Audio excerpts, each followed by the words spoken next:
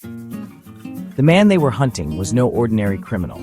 He was driven by a horrifying compulsion. He truly believed that to survive, he needed to drink the blood of his victims. This was not a twisted fantasy, but a desperate act of self-preservation in his mind, a ritual he thought would keep him alive. Richard Chase was tormented by delusions. He thought his own blood was turning to powder, his heart shrinking inside his chest, and that his organs were failing. He was convinced that only by consuming the life force of others could he stave off death. Every day, he battled a terrifying world that existed only in his mind, a world where the boundaries between reality and nightmare had completely dissolved. This chilling belief, and the gruesome acts that followed, earned him a name whispered in fear: the Vampire of Sacramento. Newspapers splashed his moniker across headlines, and the city was gripped by a sense of dread. But this wasn't a story from a horror novel or a late-night movie. It was a real-life nightmare, unfolding on the quiet, unsuspecting streets of California's capital. Ordinary neighborhoods became the backdrop for unspeakable terror. Richard Chase's story is not just one of evil, but of a mind unraveling. His descent into madness was marked by isolation, paranoia, and a growing inability to distinguish between what was real and what was imagined. He was a man lost in his own delusions, spiraling further from reality with each passing day. His crimes were random, unpredictable, and all the more terrifying because there seemed to be no pattern, no reason. The randomness made everyone a potential target, and the city's fear grew with every new report. He operated in broad daylight, moving through neighborhoods, testing door handles, searching for an entry point. He didn't care who lived inside. He was simply looking for opportunity. To Richard Chase, an unlocked door was more than just a lapse in security. It was an open invitation. If a door was locked, he would move on. But if it was open, he believed fate had chosen his next victim. Suddenly, the sanctity of home felt fragile. Families who once felt safe behind their walls now looked over their shoulders, double-checked their locks, and peered nervously through their windows, wondering if the next knock would bring terror. For Sacramento, the winter of 1977 and 1978 was a season of fear. The city's quiet streets, usually peaceful and familiar, became shrouded in anxiety as the nightmare became all too real. The question haunted everyone: who was this man, and where would he strike next? The Vampire of Sacramento was out there, and no one knew when or where he would appear again. To understand the vampire killer, we look back to Richard Trenton Chase's childhood in Sacramento. On the surface, his early life seemed ordinary, but darkness brewed beneath. As a teen, Chase struggled with substance abuse and crippling hypochondria. He believed his body was failing in bizarre ways, his stomach upside down, his blood turning to powder.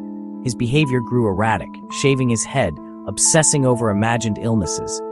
Institutionalized, his psychosis became clear. He killed and ate birds, tried injecting rabbit blood.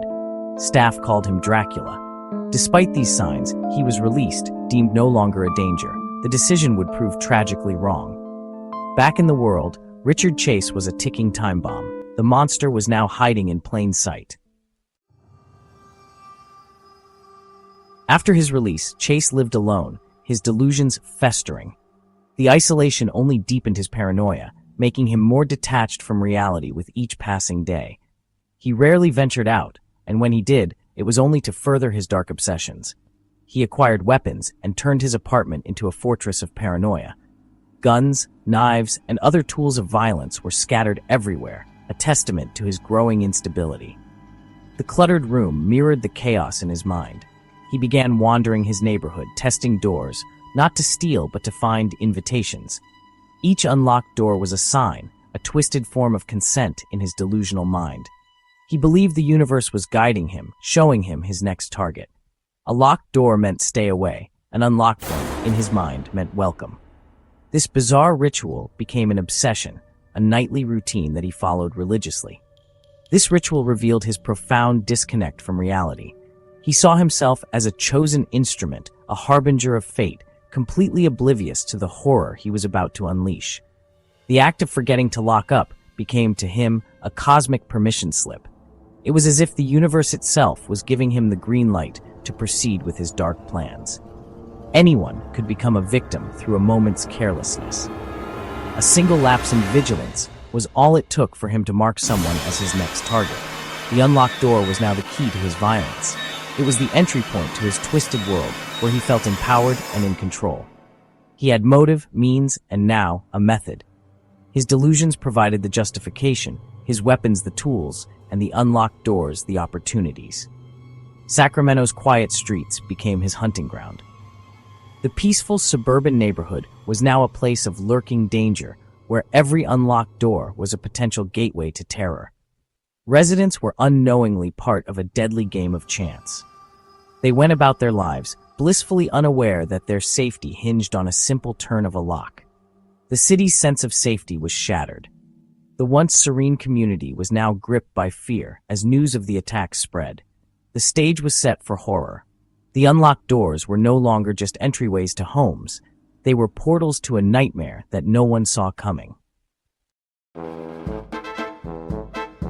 In the summer of 1977, Chase's disturbing delusions turned to action. He bought animals, killed them, and drank their blood, practicing for worse to come. His apartment was a gruesome scene, his blender a tool for blood rituals. He broke into empty homes, vandalizing and stealing random items. These acts were rehearsals, escalating his predatory behavior. Each dead animal, each break-in, brought him closer to human victims. Authorities saw the signs, but missed the danger. It was only a matter of time before he found an unlocked door and a person inside. On December 29, 1977, Chase found an unlocked door and killed Ambrose Griffin. Investigators saw a senseless crime, unaware it was just the beginning. Chase's thirst was unquenched. His delusions demanded escalation.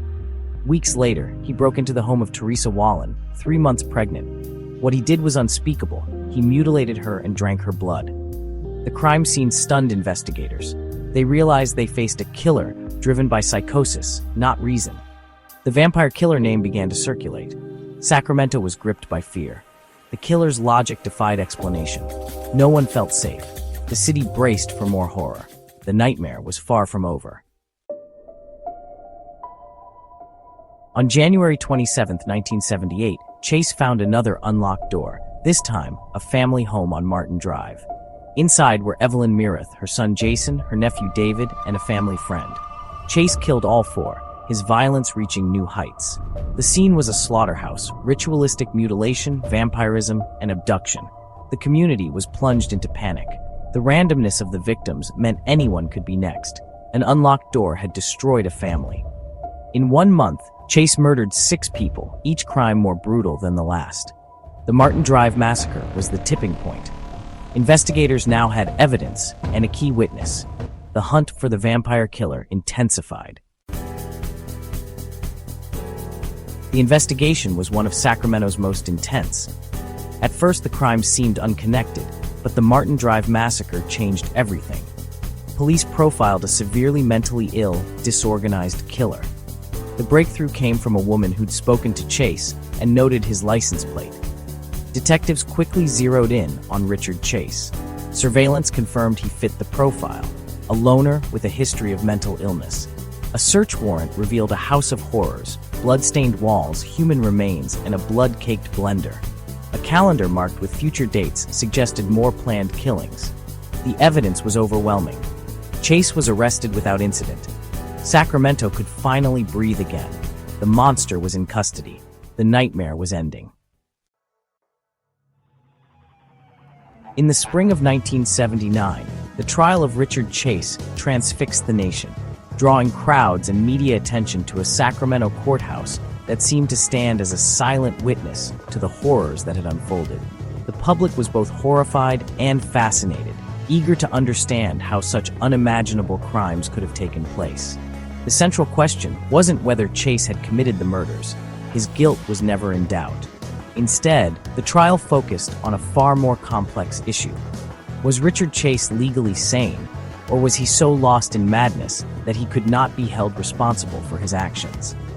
The defense painted a picture of a deeply disturbed man, tormented by terrifying delusions and a long history of severe mental illness. Psychiatrists described his paranoia, his belief in bizarre conspiracies, and his overwhelming fear that his own blood was turning to powder.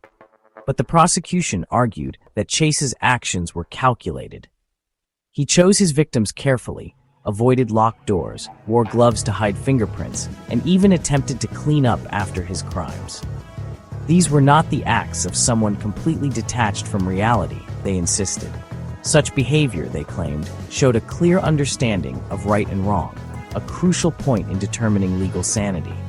The jury was left to grapple with a chilling dilemma. They saw before them a man whose mind was undeniably fractured, yet who seemed aware enough to try to conceal his monstrous acts.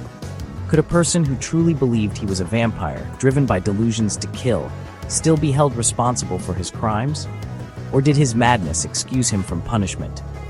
After days of agonizing deliberation, the jury reached a verdict. Their answer was clear. Yes, Richard Chase was responsible. On May 8, 1979, Chase was convicted of 6 counts of first-degree murder, his name forever linked to one of California's most disturbing cases. The judge sentenced him to die in the gas chamber, a fate reserved for the most heinous offenders. The Vampire of Sacramento, as he became known, was finally held accountable for his crimes, bringing a measure of closure to a terrified community. Yet, even as the prison doors closed behind him, the story of Richard Chase was not quite finished. Alone in his cell, haunted by his own mind, Chase would soon take his fate into his own hands, ending his story with one final tragic act. Richard Chase's case shocked experts and exposed failures in the mental health system. He was a textbook disorganized killer, chaotic, violent, and deeply psychotic. Despite clear warnings, he was released with tragic consequences. His case raised hard questions about involuntary commitment and predicting violence. On December 26, 1980, Chase died by suicide in prison, ending his story quietly. For victims' families, it was a final, if hollow, justice. The scars he left would never fully heal. Stories like Chase's are cautionary tales, reminders to recognize warning signs and question the system. The unlocked door remains a powerful metaphor for the fragility of safety. For more true crime deep dives, subscribe.